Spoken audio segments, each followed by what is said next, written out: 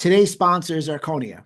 Arconia Corporation is the global leader in low-level laser technology, pioneering over 22 FDA market clearances for non-invasive laser treatments.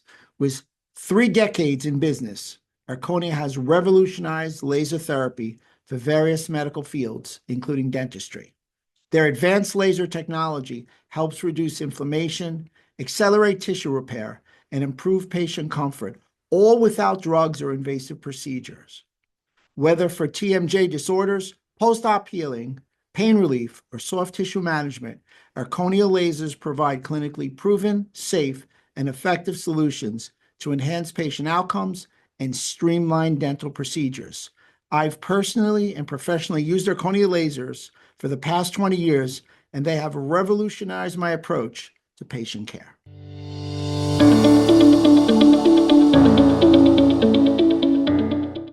Hey everybody, Dr. Rob Silverman here. I've got superstar CrossFitter Bethany Flores, and if I can say her husband, the wife always comes first, Randy Flores, a head strength and conditioning coach of the LA Lakers. I'll correct you there and say associate head, but at the moment I'm the only one in the facility, so I guess that stands as well. Well, just so you know, I'm a Knick fan, and yes, we had a Okay, good we'll season. get We that out got of the way. close. Yeah, we got that I out of the forgive you. way.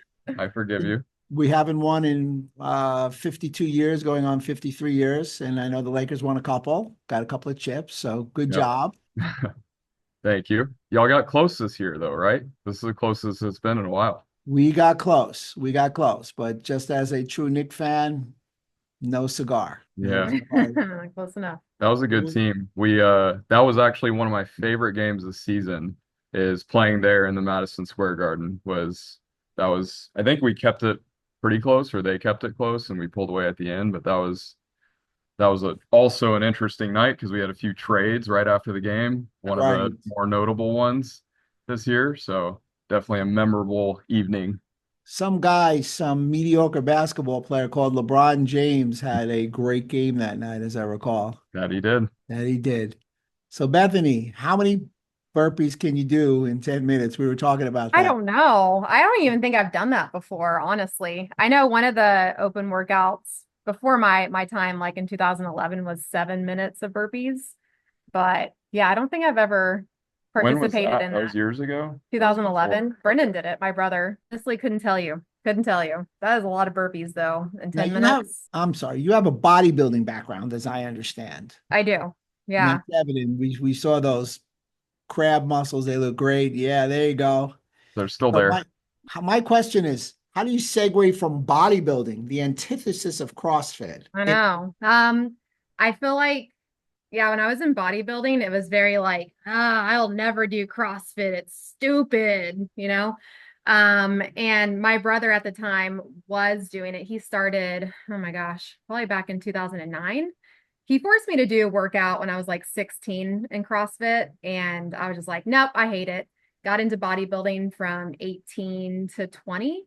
And then transitioned over. I hate saying this part, but from an ex, I was with one of my exes and he wanted to do CrossFit. And so I was like, well, I'll just do whatever you're doing. And so I tried it out again and I was like, oh, you know what? Actually, I do kind of like this. It was a good transition from competitive gymnastics. That's what I did at a younger age. And I just felt like it encompassed all that I need as far as elements go and competing and all that. Well, I mean, there's a gymnastics component to CrossFit. There It's a is. great takeover from there. And the Yeah. bodybuilding is probably a little bit more useful than people give credit for it because at least you have some muscle mass to start. Correct. I feel like a lot of professional CrossFitters are now starting to do bodybuilding as accessory work, but I think having that foundation for the last couple of years before starting CrossFit really gave me, I think, like a boost over other people. So I'm glad that I did bodybuilding. And even before that, I was just like a gym junkie. So I was always just in the Globo gym and on machines and stuff.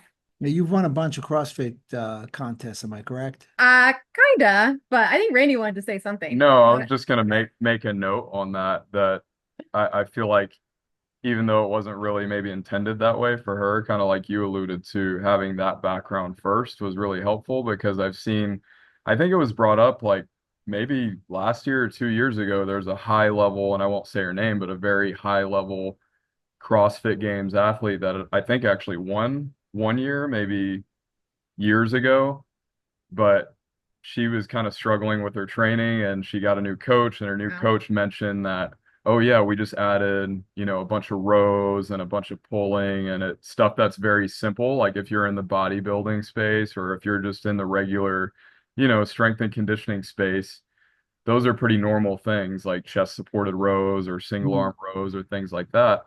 But if you're somebody that maybe just started with CrossFit, maybe you transition just from gymnastics or, maybe a field Right. sport and Yeah. you go right to CrossFit, I feel like a lot of them, they just miss out on a lot of the fundamental, like basic things that can really help with that. So I think in a way you got really lucky in having the foundation of some bodybuilding and track and field and the Yeah. kind of engine that some of the cross country stuff gave you that some other athletes haven't really Yeah. had that kind of transition. I honestly got really lucky with the things that I did before CrossFit because I did competitive gymnastics. That's when I hurt my back, so I had to quit that. And then I got into long distance running. I did a couple triathlons, did obstacle course racing, then bodybuilding, then CrossFit. And I feel like those were all just elements that were necessary for CrossFit to just do well fast. But yeah, I guess a lot of I got into long distance running because doctors just told me, they're like, well, you'll never run again, you'll never tumble again, you'll never do gymnastics again. So good luck at 12 years old. And I was like, okay, I'm stubborn. I'm not going to listen to that. I'm doing running just to prove them wrong. Look out. So, Yeah. Randy, have you done any programs for her? Yeah, here and there, I think. So she's had several coaches she's worked with. I say several, I think maybe three since we've been together. Um, And initially, when we first started dating, I think like probably most couples, you don't really necessarily want to take too much advice from the spouse. You don't want to hear them because for all she knew, yeah, I worked in strength and conditioning, but what do I know about CrossFit or, that training is different than this training, which she never verbalized, but I think that was maybe the stance initially. You can correct me if I'm wrong. Like, That and just not mixing business too. yeah. And Yeah. so but I feel like the couples that are in this space, you often see a lot of, husband and wife, husband's the coach, wife is the athlete. So I think it maybe naturally transitions that way sometimes. So over time with each coach that she's had, I've become a little more involved, so much uh, to the point where this coach that she works with a bit now, um, on the front end, it's, hey, I want him involved, especially with the strength work. Um, Conditioning, like we think about energy systems, those energy systems are there regardless of what sport you're playing. Which one is more predominant? Which one do you need to focus on more? It is probably, that now that's what sport is it? um, CrossFit, the combination of methods that are thrown together when it comes to like their workouts and the conditioning. And then I feel like in the space of CrossFit, they use a lot of repeat workouts. Like they might, if you did a workout in 2014 and that was part of quarterfinals or semifinals, they revisit that and retest it years later. So knowing the history of the sport too is helpful. And that's not something I really had before meeting her. But what I do have, I think, is a good level of knowledge and expertise with just getting somebody stronger, getting somebody more powerful, getting them to accelerate better. Those are things that, you can use in football, use in basketball, and I think you can also use in CrossFit. So for programming, it's been more, the weightlifting piece, the strength, the hypertrophy, the kind of accessory work, which she has a good amount of knowledge as well. So us kind of collaborating on that. And then her coach has been, more so laying out the conditioning pieces and then also collaborating with us on maybe some of the skill work too. Yeah, Being like you, the eyes and the ears in the CrossFit world because people just know things. It's crazy. People talk and like, hey, this workout's coming out, even though it's not supposed to be released or whatever. I'm like, dude, how do people know that? Yeah, that's another advantage. Like, Like, I'm not tapped in with any other CrossFit coaches. You know, like I converse with them while we're there at competitions, but I don't sit around on a day to day talking about, oh, we're going to see this workout this time, or, you know, I heard so and so said there's going to be sandbags in this workout, so we need a program for that.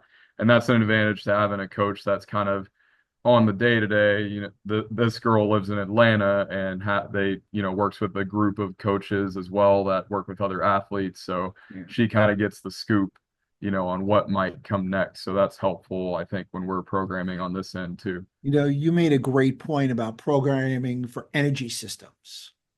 So there's three major energy systems. You know, you have the ATP energy system, which is really power and everything. And I always ask all my docs, what's the number one athlete or what athlete utilizes that ATP system? And the answer is, believe it or not, a golfer in a golf swing, more so than Mm. an Olympic lifter. So it's kind of funny because we don't necessarily associate power with golfers. But I would say out of all the sports, CrossFit is the most mixed energy system sport. And I think that's where I see many people fail at optimizing their results because they just don't understand that. How do you eat for that? Do you eat carbs or fat for protein? How do you train for that? What exercise do you do? So, I mean, really great points. Now, my question to you is, where did you learn how to Olympic lift? Because I think Olympic lifters are outstanding athletes. that for him? He actually That's knows how to do. open-ended. I'm going for the Yeah, couple I was now. about to say, I was like, he knows probably more than I do just because he's studied it. I think Mine's just I get lucky with everything fall into place. I think maybe a little bit more of maybe the history of it, and then the sorry, our dog's making a bunch of noise in the background.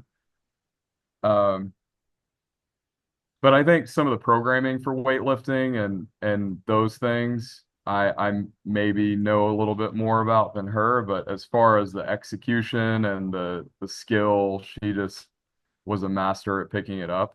And I think that's what makes her a good athlete is she's able to pick things up really, really quickly, and particularly for the sport of CrossFit, when sometimes you don't know what's coming and they might throw a skill at you last minute or a mixture of skills last minute, and you have to learn on the fly. I think that's something she's really, really good at is picking things up on the fly and figuring that out. Or being really hard-headed and making sure I know how to do it and I won't stop until I figure it out. That too. He's extolling your athletic prowess. So let me ask you, open-ended to both of you. Barbell, dumbbell, kettlebell, band. Now, I understand you're both, you know, you train elite athletes, you're an elite athlete. Which one do you like and why? Barbell. You like the barbell. Okay.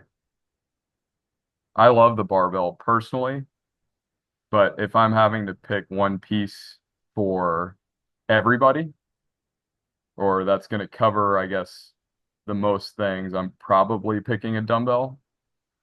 I just think from a functional standpoint, you can do more things that are unilaterally loaded. You can do carries, you can overhead press, you can lunge, you can goblet squat.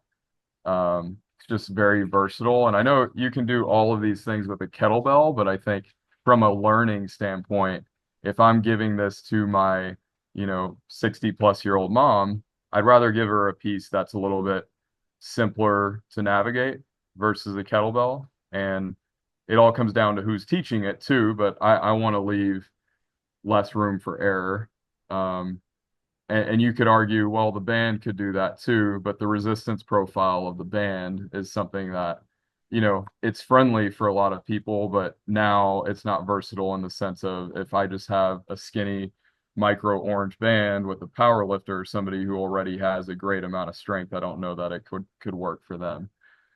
Kind of a loaded question, to be honest with you, though. Oh, I load them up for you. I got another Yeah. one for you. Squat, deadlift, Olympic lift. I mean, these are for elite athletes. This is not for Ah, broken was down not. old Rob. You know, we do some TRX squats, we do some goblet squats, we do some rogue deadlifts, and you know, my trainer's happy. I don't die, and I just need a little bit Always more good. sleep at night.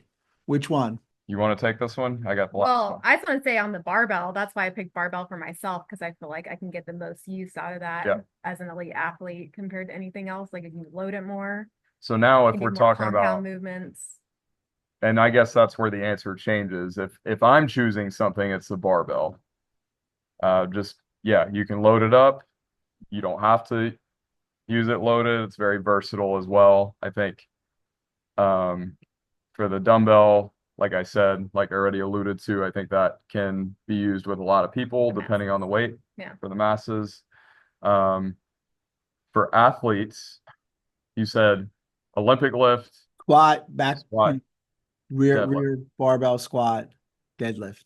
I already know what I'm picking. And this is a loaded question too, because you have to assume that they're technically proficient with all. And if that's the case, I'm picking the Olympic lift because Okay. you get the largest bang for your buck. You're getting great power output. You're working a ton of structure, a ton of musculature all at once in a very functional way. But the caveat there is most people aren't very efficient with those and it takes forever to learn.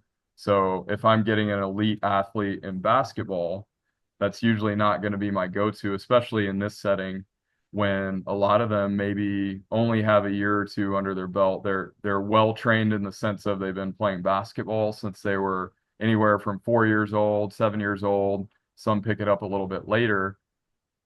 They're well trained on the court, but they have a very low training age by the time they get to you sometimes. They may have, spent a year or two in a college weight room and may or may not have been exposed to those lifts. So when you get them, after they get drafted, you don't necessarily want to spend 6 to 8 weeks getting really, really good at that movement for them to then get a stimulus, whereas you could get a similar stimulus with something else right away and make a ton of progress in that first off season. Yeah, absolutely. The Olympic lifts, great central nervous system stimulants, chiropractor, central nervous system, back squats. I can tell you one thing, it's great for spinal compression, good injury. Deadlift, yeah, as long as you hip hinge, I believe that the deadlift is better. Of course, sometimes when people do it wrong, it's bad for them. It's good for me. Speaking of back injuries, young lady, my understanding, that's how we kind of like have a little tie-in. I understand you had an injury. Yeah, I did. Can I And first say, yeah, real quick, just to pause you? I just want to give credit to Randy and say this is why I love him with questions like this, because I'll just like say something that just comes to my head. Like he always has like forethought, like he thinks about everything. And I think that's why one, I love him just as a person and having him as my person, but two, like having him as a part of my career too, because great. what I think is good for me might be okay, but just because you can doesn't mean you should. And there's been a lot of that over and over again with my career. And he's just been able to be like, what are the basics? Let's hit the basics. How do we keep you available to play? And so that's what he's brought a lot to my career. So I'm like really grateful for that. But it's that type of thinking right there where it's like, okay, this is a loaded question. And then his brain just spirals. So, anyways, I just want to It was loaded because I thought it was deep. It wasn't a stumper. Yeah, Because I know, but his brain will just go. And I love that about him. right, Right? he was really pondering it. And basically he said, Rob, if it's you can't do any one of the three because you're going to fraction. Stick with the Me dumbbell. neither. Me neither. Yeah. I'm just Stick kidding. Stick with the band. kettlebell or the TRX at this juncture. Yeah, stick with the band. So we met because we have a common friend, Dr. Kirk Gear, Yes. who I work with at Akonia. And my understanding is you had a back injury. You want to give a little backdrop to what went down and how it all turned out? Yeah, so I've had a chronic back issue since I was 12. I'm now 32. It's not anything crazy. It's just bulging discs in my lower back. And people that know that have bulging discs, they just act up whenever they want to and however long they want to. And so sometimes it's a couple days, sometimes it's a couple weeks. And this last one in 2022, it was basically 365 days of being in a lot of pain and taking me out for a whole season in CrossFit. Mm, So yeah, I was kind of to the point where I was like, this is career ending for me. It wasn't because of the bulging disc itself, because I've had that. And I feel like if you look at 100 people's backs with the MRI, most people have bulging discs. But for some reason, mine just went on complete strike. And I was just down for the count. I was having trouble walking, squatting. going to the gym. So it messed with me here, but also messed with me physically too. So that's kind of like a very quick background, but it's been a part of my pretty much my life for the last 2 decades. And it's been a shadow, and it sucks and it's frustrating. Ominous black cloud Yeah. shadow. So you injured your back, and I understand that you utilized the device to help you get over it, and your results were outstanding. Yeah, I'll let Randy kind of speak on that because he's actually the one that introduced the laser to me. I guess with the background of over 20 years, I've been from doctor to doctor to doctor. You name it, I've probably done it. So when it comes to doctors, I'm very skeptical. When it comes to devices, I'm very skeptical. Everything's been like more of a band-aid. So I'm just kind of like, we'll see about that kind of thing. But yeah, I'll let him speak on that. Yeah, I want to kind of acknowledge with the back issue that specific time too. It's her career. Sometimes like this issue puts her in a really tough spot. Like if you think of her income and her career, a lot of it is based on just like any athlete performance. And so, you know, she's kind of come up to some of these qualifying times where, okay, it's time to qualify for the games, or I need to do well on this to qualify for semifinals. And that particular time, I think it was a quarterfinals qualification to then qualify for semis to go to the games that year. And in training, she had some stiffness, and you know, at that point, you have to make a decision. Are you going to sit this year out and potentially lose sponsorships, lose prize money from a lot of these competitions this year? And that's multiple competitions you'd be missing, you know, or are you going to try to push through and then potentially risk having to sit a year out anyway, but now you can't even train and prepare for the next year. So that's kind of what she ran into that year is, you know, we chose to push through and, you know, hope that the pain could be, you know, held at Mitigated. bay and one warm up lift and not just put her out for, you know, the next year.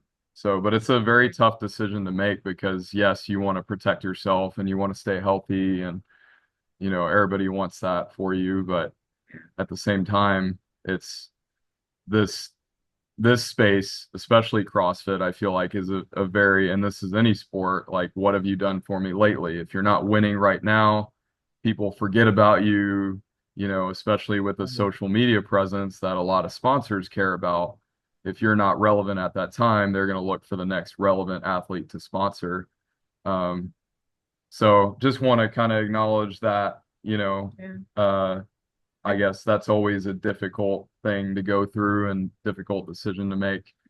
But it did lead us in a positive direction, I think, when it comes to thinking about, okay, what can we do differently? How can we program things differently? How can we prioritize just keeping you safe and keeping you available? And the longer we can do that, in turn, your performance is going to improve just because you have more time to train and there's not this kind of undulation and up and down with being able to train and not train.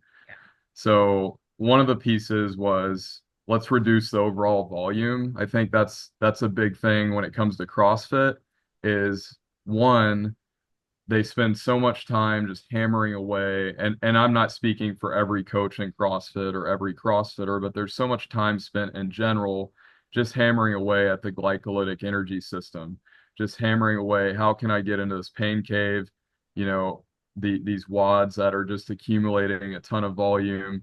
And not to say that to me that is the sport a lot of times is you have to be able to accumulate lactate and be able to tolerate it and flush that out and go to the next thing and recover.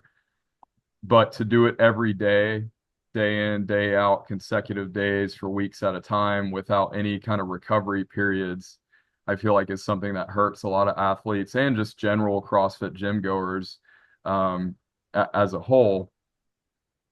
So it was looking at her programming and thinking, you know, where can you emphasize more aerobic work, more zone two? And that's been not just my idea or her idea, but also with talking to other professionals in the space. Where can you add zone two and take away some intensity elsewhere? So you have kind of those high intensity days, low intensity days. Where can you think about loading? If spinal loading is kind of your issue and that's required in your sport, those compressive forces, you have to be able to handle those. It's the nature of the sport. How can I prioritize those maybe on some days and then make sure that I'm getting recovery after those? So having a day maybe where there is axial loading, and then a day maybe where it's more gymnastics work. And yes, there's always some type of loading on the spine in general, but how can I make it maybe lower intensity?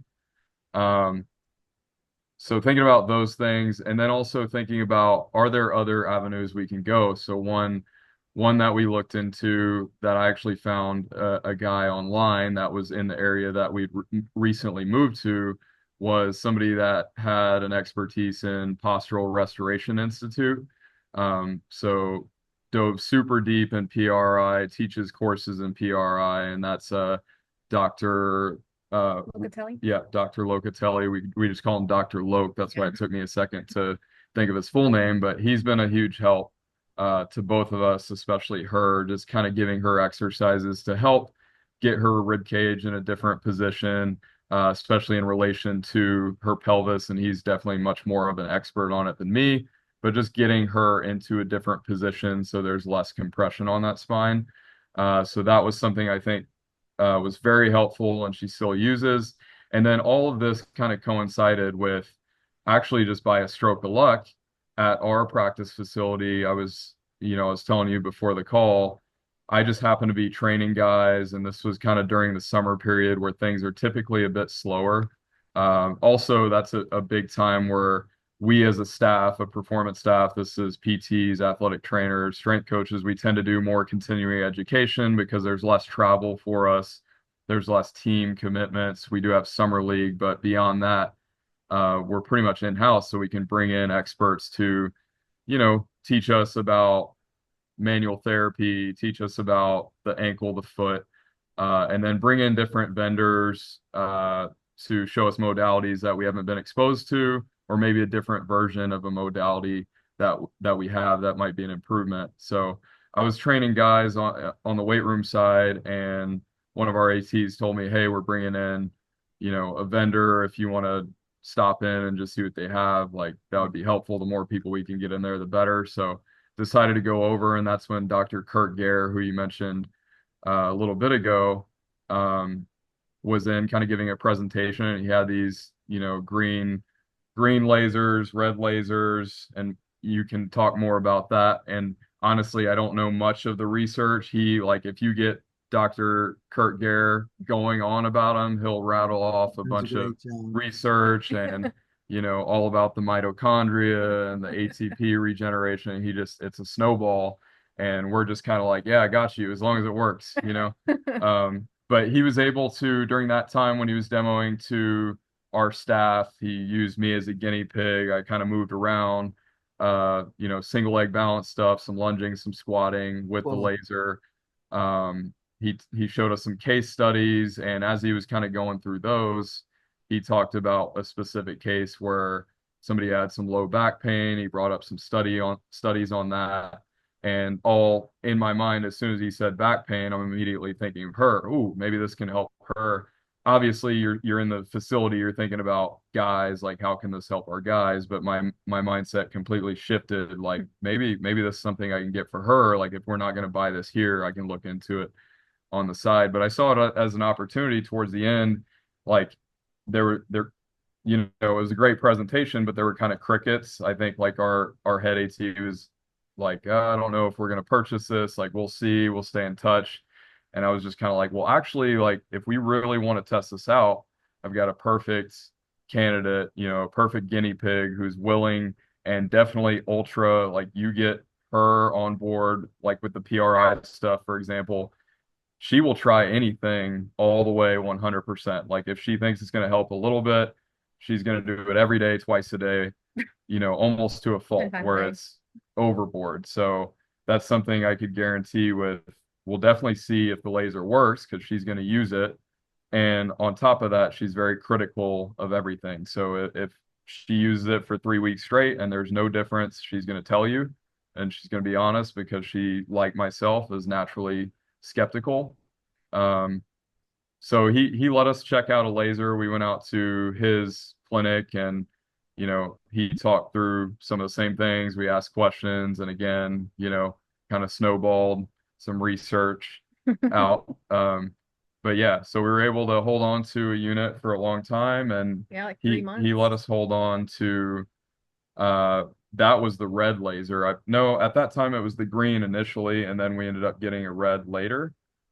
For that first game season, you had a green, Okay. leading up to the games.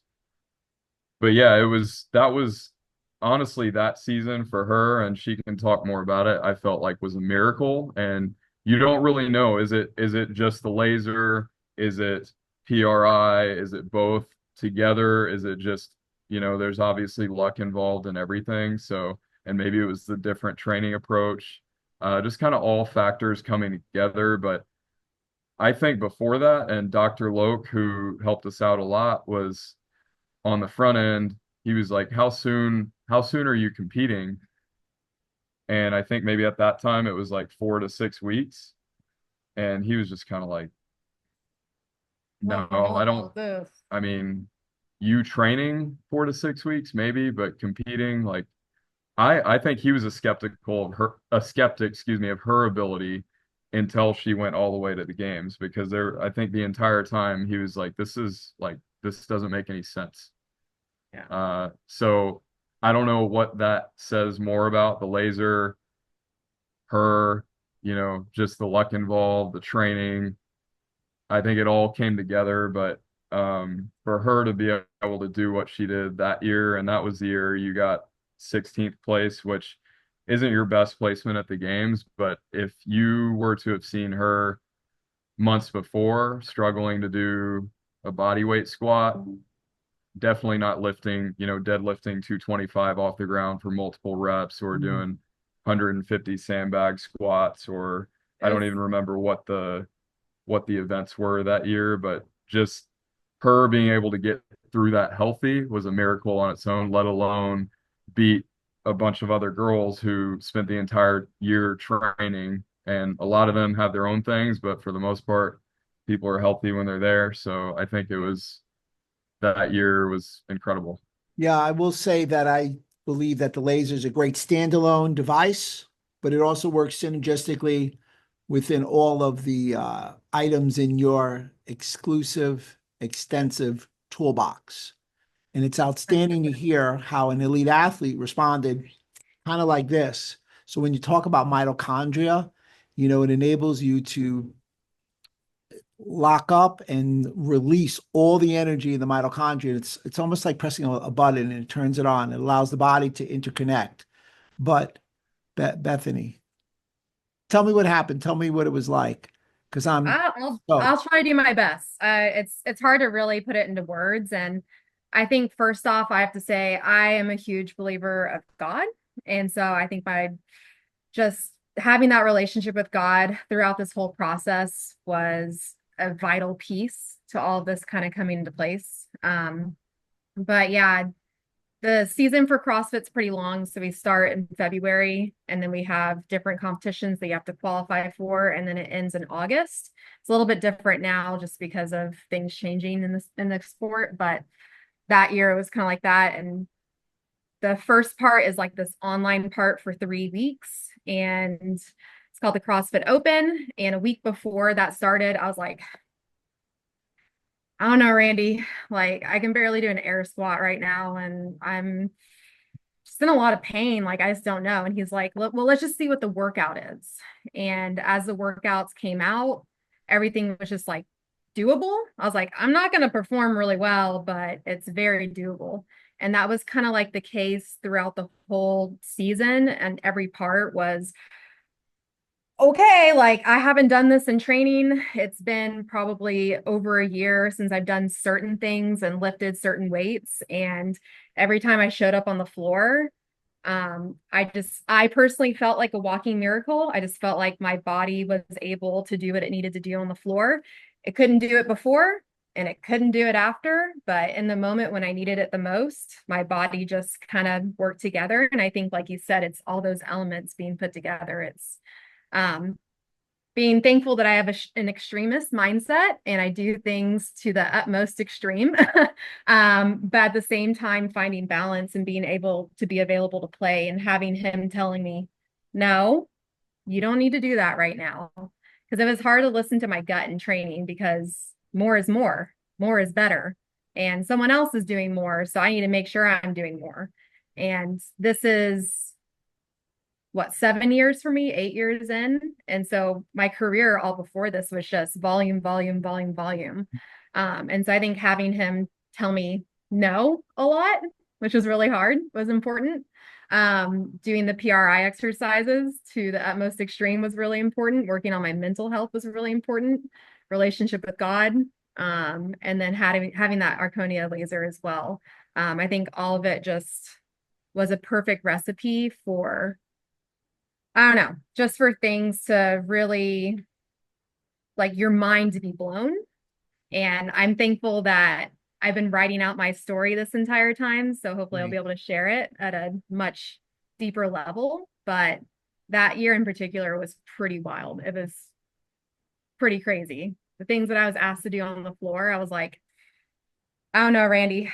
I don't know. I haven't done this in training. I haven't done this in 365 days. I just don't know if I'm going to be able to do it.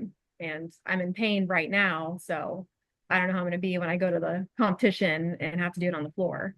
But yeah, it was a crazy experience, and I'm grateful for it. Well, the Arconia laser that you were referring to has an FDA clearance for lower back pain, decreasing pain and increasing range of motion.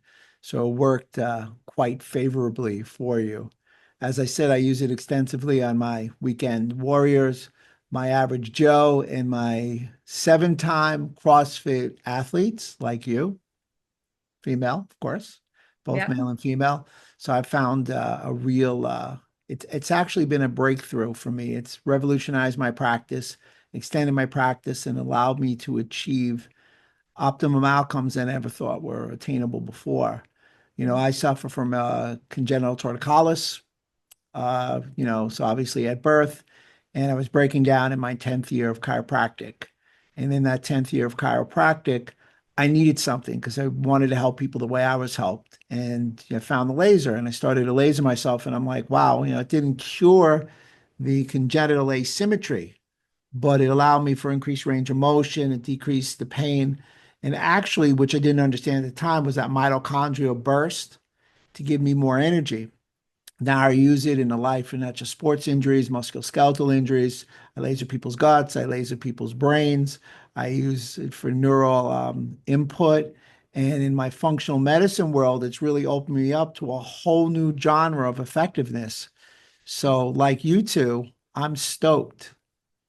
But that said, I have to ask Randy a question. You got this guy who's one of the greatest basketball players of all time.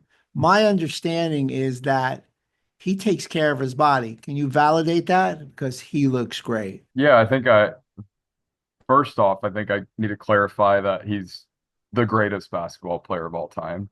So I'll say that. Um, does he take care of his body? I think and he acknowledges this too. And I just got a call from Michael Jordan. I think he heard you. um, yeah, I think I so didn't mean to throw you off. I know. yeah, you messed my train of thought up. That's okay. Sorry. That was good. Um, it's funny. I think if you listen to LeBron talk about, I don't want to speak for him, but you can hear him on podcasts, like, and he's like, I don't know where people are getting this $1 million mark that I spend on my body a year. That I feel like you see that in Sports Center, you see that on Yeah, ESPN. all the time. You saw that years ago. LeBron spends X amount of money on his body per year, and um, I don't know that there's a number on that. Like, he definitely has a guy on his payroll that's been with him for 20 years. So he definitely invests in his body. He has things at his house. He'll go off to, you know, consistent appointments with different specialists, whether it's for his feet, for his orthotics, custom made orthotics, different things like that. I think in comparison to all of the other players that you see, he's he's more dialed in with that stuff than most. He definitely prioritizes recovery. He brings his own food and it's all measured out. He has people that are, you know, probably paying way more attention to this than he is, but he, to his credit, is religious with what he's putting into his body. It's all mapped out. He's not I've yet to see him just eat Raising Canes or anything like that. Um, Consistently hydrating, consistently, you can wake up early, you can wake up 6 a.m. and he's in the training room getting body work done. He'll beat you to the weight room or to the court many days. He's already in there. And I think part of it is I think he likes those hours, probably similar to a Michael Jordan, similar to a Kobe Bryant, where he knows he's the only one doing it, at that time. He can be in the gym and, know that all the guys are still asleep. I think there's a mental component to that, as similar to all of us. It's just a good feeling if you, on the days that you do wake up at 5 a.m. and you're the one doing work, you're the one reading, you're the one taking that quiet moment in the morning. It just gives you this feeling to start the day. And I'm not saying this is me by any means. If anything, this is more her. Mm. Um, but it gives you that kind of sense of accomplishment to start the day. So I think he's wired that way. And it's insane to think about the fact that, he's in year 21 and Mm. he's still doing that. So I can't even imagine what that was like year 5. Second team All NBA, 21 out of 22 years All NBA. Yeah, I'm a Yeah. fan. So I'm going to have a nutrition question, but it's going to be a little different. It's nuanced for each one of you. So Bethany, tell me about your nutrition. Oh, no, I know you follow. Well, mine's tough because to kind of back up, in my early teens, I had a lot of eating disorders. I just like really underate. I think it was just from gymnastics embedded in my mind. You got to be small, you got to stay tiny. And I took that when I got out of gymnastics, and especially with my back, because I couldn't do anything. I was like, well, I'm going to control this part of my body. So there's a lot of under eating, a lot of just abuse to my body. So I gave myself a lot of eating or sensitivities, food sensitivities. Mm. And so I've been climbing out of that hole for the last 15 years. I can say now that I'm in a way better spot than I've ever been, but I definitely was dealing with leaky gut, traveling IBS, I guess TMI, but like the first 2 years of competing at the CrossFit Games, I was like, I couldn't even brace my stomach without pooping my pants. It was that bad. Like my stomach lining was completely gone. Wow. So I had to do a lot of like elimination diets, take a lot of things out. I've been able to add a lot of things back in, but there's still a lot that causes sensitivity. And so I wish I could just be like a normal athlete and be like, oh yeah, I can eat whatever for carbs and get candy in during competitions and whatever. But my body doesn't work like that. It doesn't digest those things very well. I can have them every once in a while, but it's definitely not a part of my diet every single day. So it's very clean. It's very pretty much the same. I'm pretty boring when it comes to food, but I honestly don't have a problem with it. I like eating ground beef and ground turkey and chicken and Right. Good protein rice, sources. Great. vegetables. Yeah, I keep it very, very simple. Always stay very hydrated. I Have noticed like that. the half gallon or the gallon with me. But yeah, I keep it very simple with my body and my diet just because I can't digest things very well and I have to be very careful with my stomach. Well, one, we'll talk about that. I'm a gut guy. Number two, there's robust data that indicates that over 2 hours per day of intense exercise causes a release of zonulin, i.e., damages the gut or damages in the tight junctions and causes leaky gut.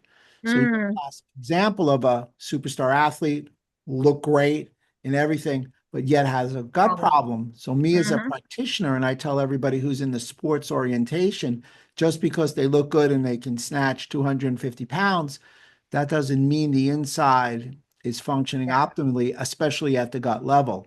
So Yeah. there's some new work coming out that I'm doing for gut for athletic performance, and it's exciting. And I do incorporate laser with that. So we'll chat, Mm, and I'll tell you what to yeah. do off Yeah, camera. I love that. Randy, the athletes, I mean, specimens. I think, I'm sorry, Bethany, that basketball players are the greatest athletes. That's my opinion. And that's because I In did the play a little fall. basketball. But that said, how are their diets? I mean, they're not eating Snickers bars like the guys in the 70s were. Oh, I'm just gonna drink water. yeah, I'm just kidding. you'd be surprised. Maybe not, actually. I it just it varies quite a bit. There's such a big spectrum of guys who are really dialed in. I think of I don't know if I should name drop. Probably not, but we had a player 2 years ago who personality wise, like almost kind of a know-it-all, but for good reason. Like had a great academic background, um, just super intelligent guy, and all of his, we have a catered setup for breakfast, lunch, and especially like in season when we're traveling, you have food on the plane, you have food at the hotel, food at the arena is almost too much food around. Mm. But the stuff he would grab, and just his portions and everything, I thought were really well done. And he kind of had his layout for what he wanted, like for breakfast. He'd tell the kitchen staff, "Hey, I want this every day. I'll let you know when I'm here, and then if you could have this for me, that's great."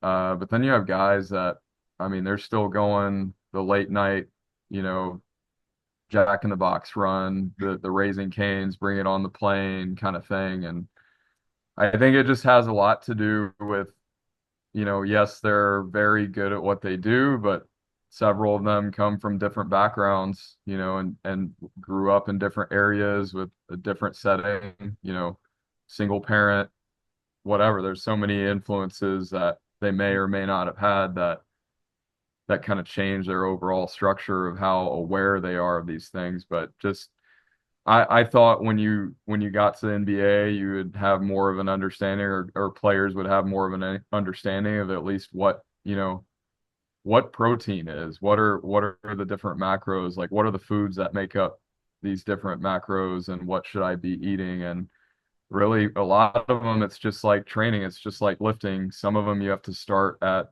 you know, it's a blank canvas and you just have to start over. Some already have their thoughts that may or may not be what I deem or we deem correct. So maybe you have to alter those a little bit, and some are, I think, exactly exactly where they need to be. So are they drinking Gatorade out of the Gatorade cup? You don't have to answer that. Out of the Gatorade cup. Some drink it out of their little the Yetis. Yeti deal that we Yetis, have. though. They're not with Gatorade, right? We are not with Gatorade, and we do not encourage No Gatorade. drinking No Gatorade. Gatorade. Okay. Yeah, I'm we happy. we are with Oh, Prime. you're with Prime, yeah. You are not with Prime, but the No, Lakers Or support with Prime. Prime. Right. No Gatorade. Okay. Sorry no about Gatorade. that. No showers, no Gatorade, no nothing like that. I Bethany. will say there are guys that like Gatorade, and a lot of them water it down, um, Okay. quite a bit. That's kind of a taste thing, and then just I guess some don't want that much sugar content. Other guys don't care about the sugar content and will have as much sugar Right. as they can have. But um, there are guys that, I don't know if you're familiar with the electrolyte element Mhm. T. Um, a lot of guys have started to drink that. Okay. Actually love to hear your thoughts on Ooh. supplements like that. Oh no. Or Long pause. or we can do it offline too. Um, I think there's some positives, I think some negatives. It's not Okay. something that I would take. I think that sometimes companies have to spend so much in marketing to get the big fish that the product may lag a little behind. And one thing that I respect from both of you is that yes, we all endorse products, but we don't endorse a product for a check. We endorse a product because we'd be willing to take it, give it to our friends and families, our athletes, and we stake our reputation on it. So not having it in the office, I guess, take from that which you just may. That's fair. Bethany, I have a question. I'm going to go home and give my wife a CrossFit workout today.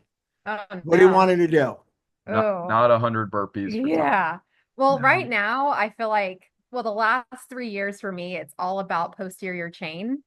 I'm just trying to build my posterior chain as much as Okay. possible. So I feel like that's definitely lacked my entire life and probably has not helped my back. So I'm all about the backside. And as much as you don't like hitting squats or putting that barbell on your back, I'm all about like hitting more of a bodybuilding kind of session and stuff. Actually, the one that we did yesterday wasn't too bad. We've been kind of taking class and just dabbling in, just doing stuff together and taking advantage of the summer. But the one that we did yesterday with the goblet squat, wall ball, There you go. and then max calories on the bike, that one wasn't 2 minutes on, Not 1 minute bad. off. Max I will calories on say, the bike. Oh, she'll love that. Thanks. You want me to have my Yeah. man make 21 years I'm and not I'm go not there one and get a person that 20. likes the Echo bike, so I love it too. I'll I always think we're program it. I'll always Echo program bike. I call it the devil machine. Come on. It's a love-hate. It's a it's a love-hate. great device. It really is. I feel you get so much from that. So I would always program Echo Bike in anything for anybody. CrossFit has, without question, woken up the world to Olympic lifting again. Burpees, the rower, the devil's bike, or the Aerodyne bike, if you want to call it. And thank you very much for the 100 Oh, burpees in burpees. 10 minutes. Yeah, well, yeah, Oh, burpees. burpees. So, I'm over Randy, I have a burpees. buddy of mine, and he's my age, and he says, Rob, I need one thing from every podcast guest to do on Monday to make my life better. What are you going to give him? As far as exercise, Yeah, as far as exercise. It's always mm, going to be posterior for me. yeah, that's like the front end of her answer. Make it specific to him. Yeah, he plays a lot of tennis, lives overseas. He's my idol, so let's go. It's your idol. Your idol. Um, Definitely is posterior then. Let me think. I want a good answer for this. Well, I can fill the space real quick with something. Well, I was going to say something. You Fun know, fact, go. Randy loves doing lower body work. Like as much as he's like jacked with his upper body, this man hammers his lower body and it is very nice. It is very nice, but it is like it's thick and like super strong, but like he's the only man that I've ever been around that like really hammers his lower body and doesn't just say that, but I don't know if it's just like his background of the knowledge and really looking up things throughout his career, but he really hammers like posterior chain. I think that's what kind of like switched my mind over because I didn't really know about that until I met you. But posterior chain stuff, he's your man. It is probably in general a normal, just male thing to want to, I need a bigger chest or I need bigger biceps No or, doubt. yeah, I tend to gravitate towards lower body stuff. I don't know why. Yeah. It's just more fun to me. It's more, um, Well, it's more helpful at the I long feel like run, it, but yeah, it's probably more useful overall health. You're training a larger amount of tissue in, you know, in the movements that you're doing, and then probably lends itself well to longevity. Um, A true exciting topic for me, longevity.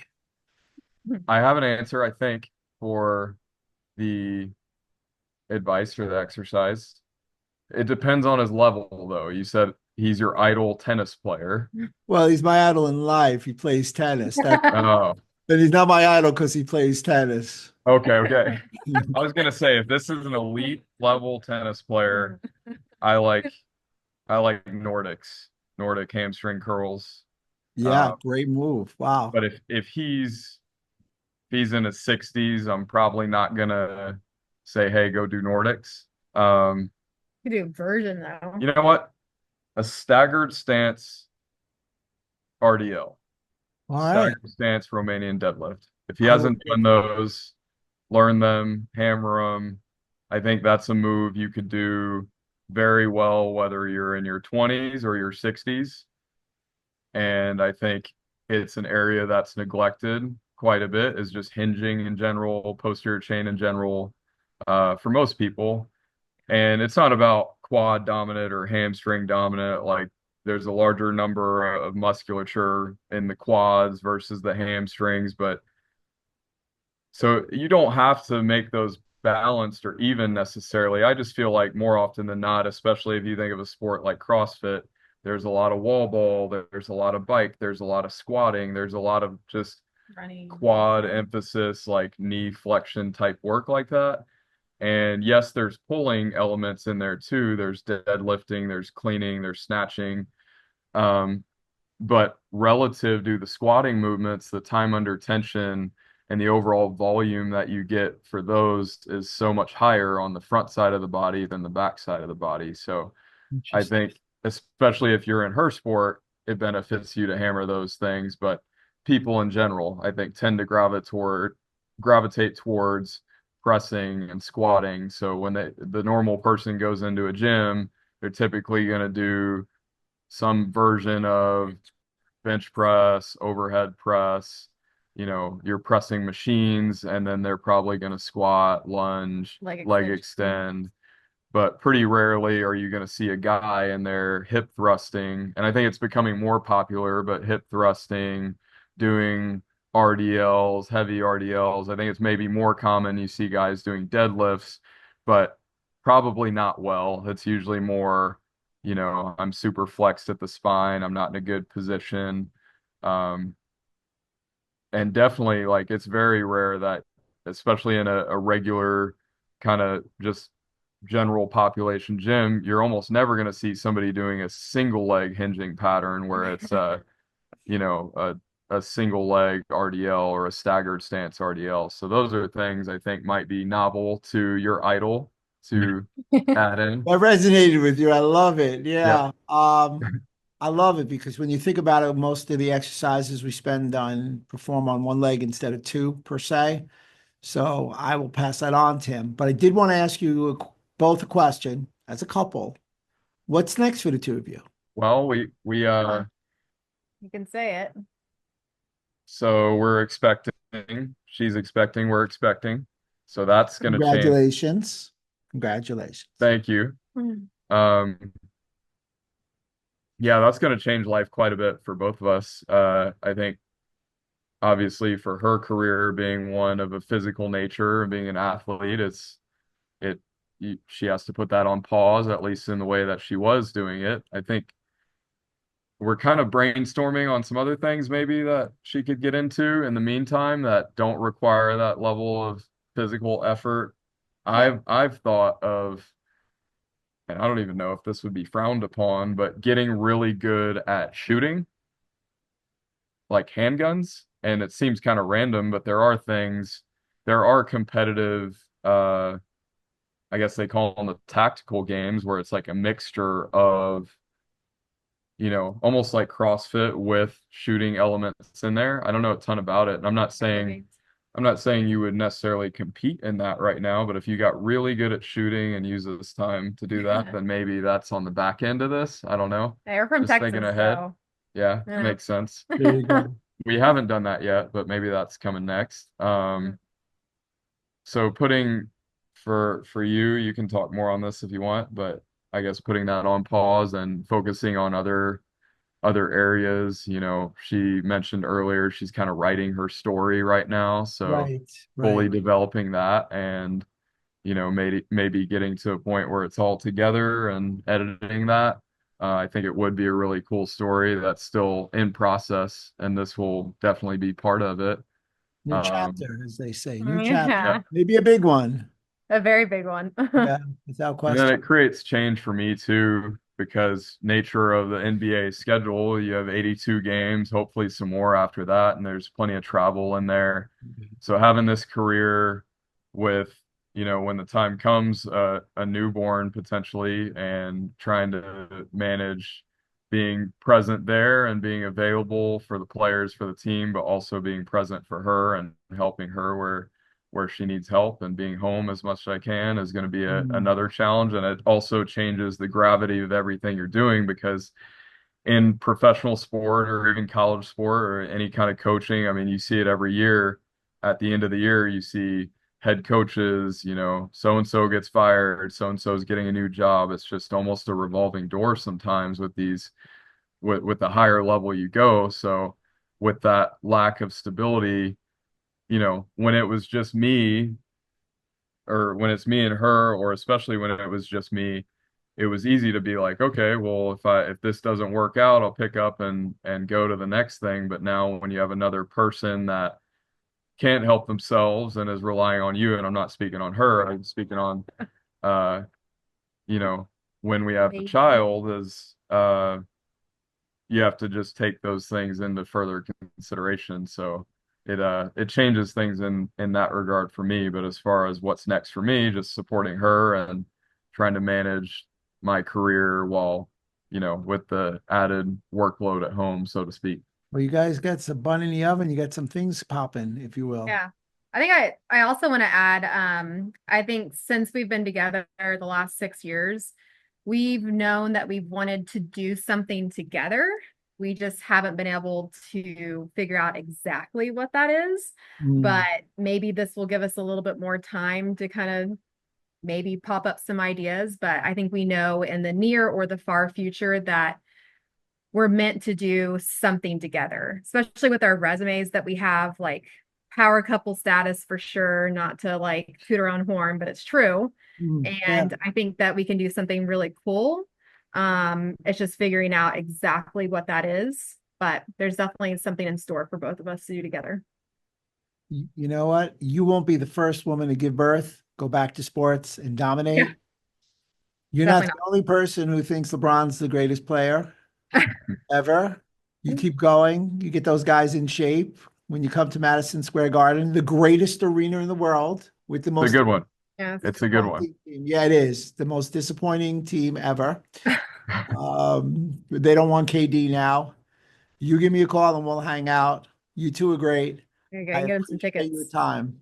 So There we- let them know how they can get in touch with you if they want to know more about your story. Yeah, for me right now, Instagram is Bethany CF. I also have a YouTube channel going. It's just Bethany_Flores. I'm in the process of also putting a podcast together, so I don't really have everything put together fully, but that will hopefully be available at the end of this year. It'll be called the Refinery Project. So those are kind of like the places that you can find me, and I'll let Randy share his. You know what would be cool is if you could be one of the guests on hers. I think accept. I accept. And we're going to talk about the greatest basketball players in the history of the NBA, and I'm going to give my top 10 There you go. podcast. So everybody check in. Yeah, there you go. There you go. For me, I'll say I'm significantly less active on social media. Do have an Instagram, Coach Randy F2. You're almost better off reaching out to her to get in touch with me, That's as not true. you Oh, yeah. I as guess you that's true. found. Didn't notice that one bit. Yeah, outside of that, no podcast, nothing. I join her when I can. It was great to have you. Yeah, thanks for Great having to us. have both Thank of you. you. No, I appreciate that. Let's do this again, and I'll definitely pop on your podcast. Yeah, thank you. 7-time CrossFit champ, associate head strength and conditioning coach, LA Lakers, Bethany and Randy Flores. Thanks so much.